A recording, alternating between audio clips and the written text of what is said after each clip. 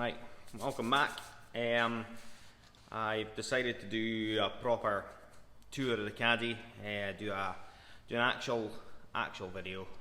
I'm going to start doing a series.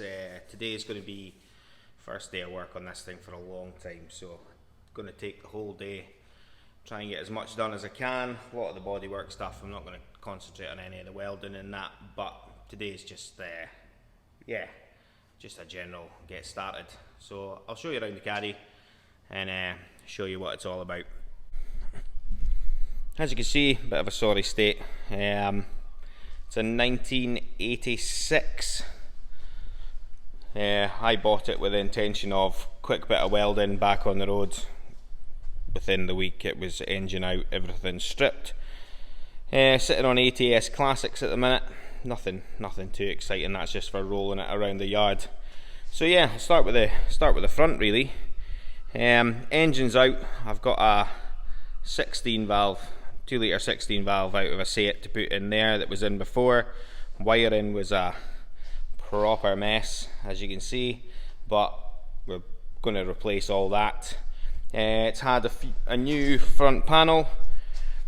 Not that you'd think it, but it's just because it's been sitting outside. That's all surface rust, so going to clean that up, clean up the engine bay.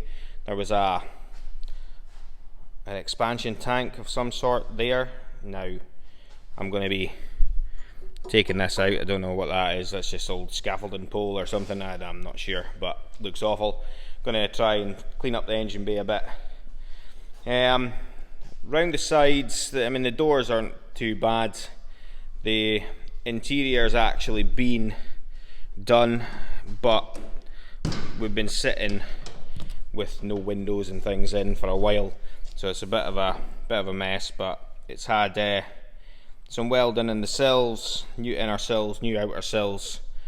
Yeah, so interior wise it's actually all done, metal work and things. I just need to paint. Along the side you can see it's not exactly straight, so got some big dings in the bottom. A lot of surface rust that, again, that'll just come straight off. This point you're probably thinking, doesn't look that bad, but you get to the bed and yeah, it's basically the whole thing's going to need replaced. We've got a really gubbed chassis rail here, but eventually it'll be new parts from Retrofication down south. They still supply new bits. This one on this side actually is not too bad. It's been patched up and whatnot. Obviously a big hole between the tub, but that's just a bit of metal work, sheet metal. I've got all brand new cross members, so that should be easy enough to get in once we get a chassis rail. Back panel probably need replaced as well. It's rotten. May as well replace it at the same time. This side is just as bad as the other side, to be honest. Just dings, dents. The front driver's door I've actually done a wee bit of prep on and just primed it so that we didn't have to. It didn't have to deal with the weather outside as much.